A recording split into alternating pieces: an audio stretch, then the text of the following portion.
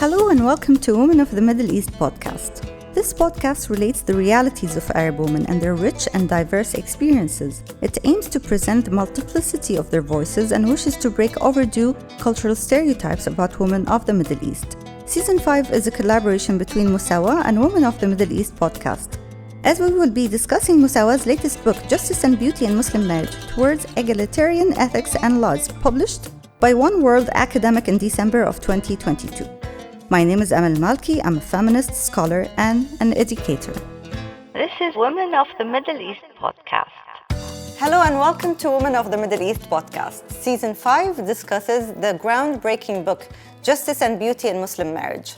In this episode, we zoom into Section 4, Law and Practice. Our second guest, the author of Justice, Refinement and Beauty, Reflections on Marriage and Spirituality, Dr. Saadiyya Shaikh. Dr. Saadiyya, welcome to Women of the Middle East podcast. Thank you very much, Amal. It's a pleasure and an honor to be here. So thank you for inviting me. It's a pleasure having you. Now, the question I ask all of my guests is, what did attract you to become a contributor in this book? Could you tell us more about this, your contribution to the book? So I, of course, have been working with Musawah for a while and contributed to a previous collection that was edited also by authors and by the organization of Musawah. And I think it's a kind of a commitment to a broader vision of Islam and of Muslim ethics and of gender justice. And so this particular group of scholars are, for me, a very inspiring group of scholars, and I was incredibly honored to be asked to contribute to this volume because I think we share a common vision of how to imagine a different way of being Muslim in the world today that is aligned to a deeper sense of, or that attempts to be aligned to a deeper sense of justice and beauty.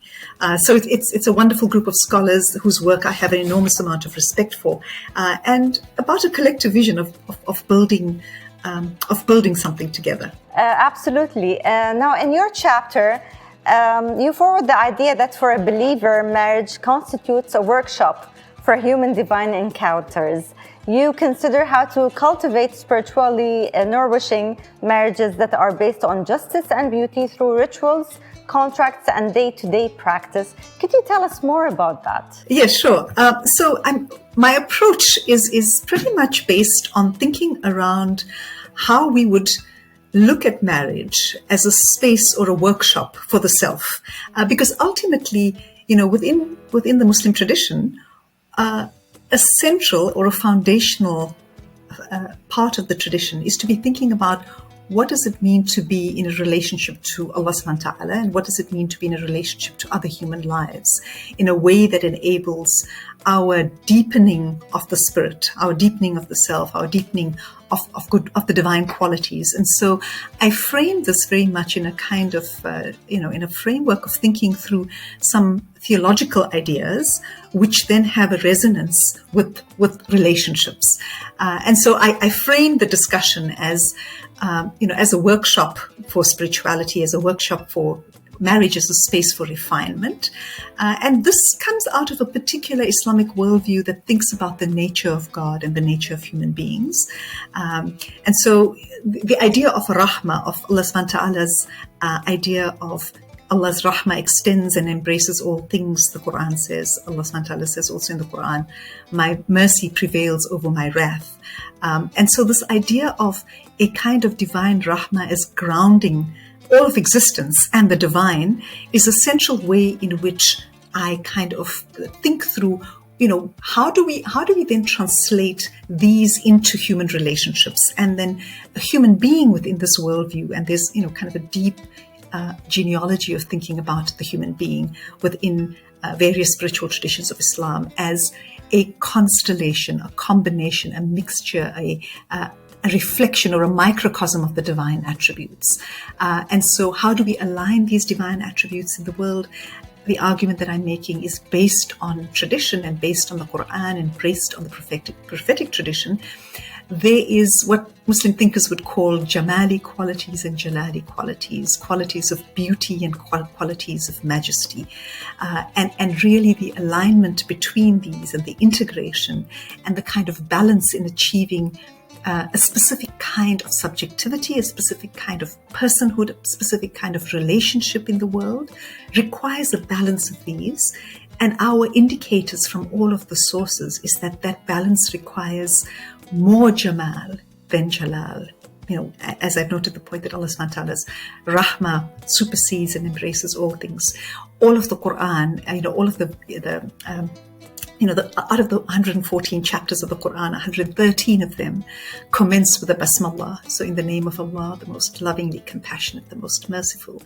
So this idea of rahmah as kind of framing the Quran, so that even our approach to interpreting and reading the Quran is prefaced by these kind of very jamali qualities of Allah subhanahu wa ta'ala. So in some sense, it's asking us to enter the Quran through this portal, through this doorway, through this window of rahmah. Everything we read should be read and inscribed to rahmah. Our Prophet ﷺ has been called Rahmatul Alameen, the mercy to all of the world. So when we read the Sunnah, when we read the Hadith tradition, that is the portal to understand and to kind of, enter into that kind of way of thinking about personhood, about subjectivity, about what kind of ideal person one wants to be.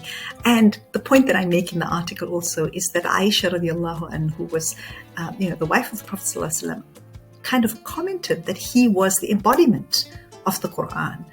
And so what might it take to embody the Quran? And the fact that he is embodying this divine message in his relationship to his wife, that she is commenting on it, helps us to understand that the spiritual life and religious ethics must bear fruit, not only in the public sphere, as I argue, but also in our intimate, interpersonal relationships. So I think what this allows us to be, what I call a Jamali ethics. So Jamali ethics is to nourish and to think about what does it mean for rahmah, for believers who are lovers of God, of the Quran and the Prophet. We are invited at numerous levels to bring upon ourselves and into our relationships loving compassion and mercy. And so the question is, how do we then integrate this into our marriages? And that's kind of how I frame this kind of approach to be thinking about marriage. Beautiful. And following up on this, basically, in what ways could nikah, marriage practices and rituals be more gender just, inclusive and spiritually fulfilling for all parties? How do we bring that into the marriage contract, the day-to-day practices? So, I'm probably a lot of my piece looks to how we might bring it in the day-to-day living realities of marriage. Let me first say that one of the things that I do write about is that the actual nikah ceremonies themselves, both the contract and the ceremonies, we need to be thinking about important and socially relevant ways in which we can bring questions of rahmah, of justice, and for me, justice is integral to this balance. Not just for me, but I can speak to why justice is so central when we're thinking justice is the foundation of how beauty can emerge. We cannot have beauty without a kind of justice that is foundational to that. And so, on the one hand, I want to note that the nikah contract is something that's that's the way in which we might institute forms of justice and beauty. In my community, as I write in the article, it's often the case that women are not don't think very much about the nikah contract. They're not given the resources, the kinds of information, the ways of thinking about how to negotiate a contract, and the power, so to say. So that's the one part I think that requires a significant amount of work. And Muslim feminist scholars and other Muslim scholars are doing work on how we can rethink those contracts. But secondarily, and I think equally important for our community and for our imagination and for how we're thinking about just rituals. When we have a ritual, I don't know what the norms are in the communities that you come from, but in the community that I come from in South Africa, it's not unusual for the husband and the fathers to come to the woman in the home, ask her permission, and her father would normally actually speak for her in that case. So she doesn't even verbalize her own response. She's simply present. Then they go to the masjid, which is where the official kind of ceremony happens. So the woman is actually absent in all of that. And the question that I ask is that if we're starting off this very central ritual by women being invisible and being silent, it does not bode well for thinking around, entering into a space of partnership, of mutuality, of justice and equality. So we need to rethink our rituals. And I think this is also quite different depending on the context you come in. So in our context in South Africa, the way in which we've been urging many women to basically speak, as part of the contract, to think through what the contract entails, but to be an equal partner. If you're not an equal partner, even in the ritual or even in thinking through the more important contractual parts of that marriage, it doesn't bode well for how we might think of working through. So that's really thinking about the ritual. But then a lot of the article that I of my paper in this book is looking at how we might think of marriage as inner work. And what that would look like, what would that look like? Inner work, spiritual work. A lot of the ways in which we think about this, and I draw a deep inspiration from a number of teachers, and I quote in this work the Shaikh Muhammad Rahim Ba Muhyiddin, who was a Sufi teacher and who writes a beautiful little book on love. And he says that unless love is connected to Allah, unless it's connected to truth, to compassion, to justice, and to grace, it's possible for it to break down. And so in my article, or in this particular paper, I speak about what that would look like. How would we imagine, so if we're connecting love to questions of truth, what does that mean? And I speak to questions of what being in a relationship of comfort, of honesty, of candor, of truthfulness.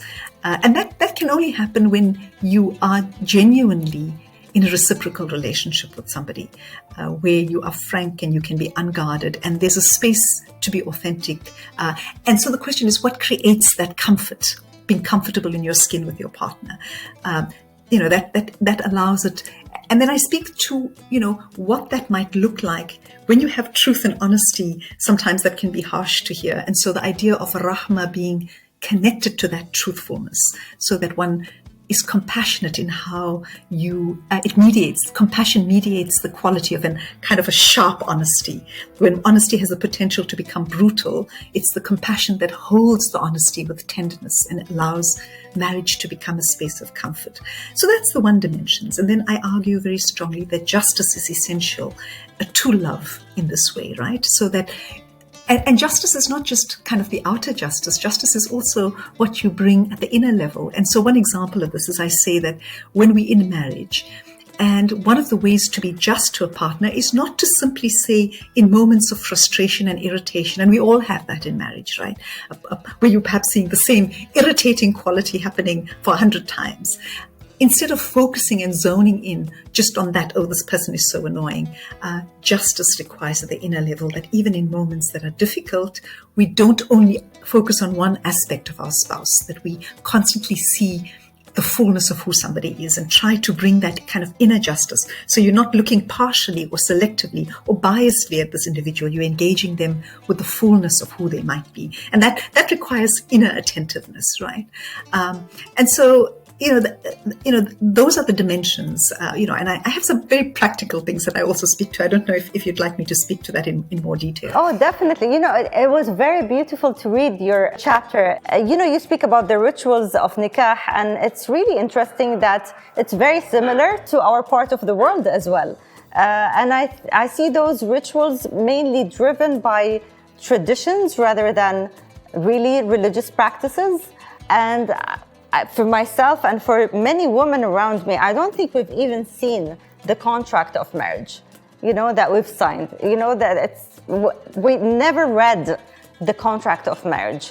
So Fatima Sidat, Dr. Fatima Sidat, who is based at the University of Cape Town as well, is currently doing some interesting work, which is not currently published, but she's doing some really interesting work around thinking through marriage contracts that's not premised, because historically marriage contracts are premised on, the nikah contract in Islamic law is premised on a model of ownership. Keisha Ali has done enormous amounts of work revealing that in her legal scholarship. And so Fatima's kind of more constructive and creative work is to bring to the table other ways?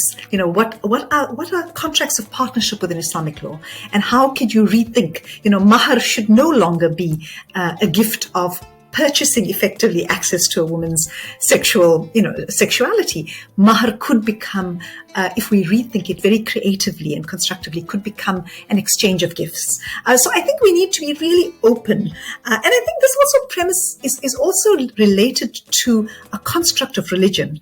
We need to rethink tradition, not as something that we are inheritors of and need to take on as a kind of way of belonging, but also to creatively engage how tradition can be meaningful in our contemporary terms with our evolving sense of justice and spiritual alignment and the idea of being in relationships of rahmah and of beauty and of justice.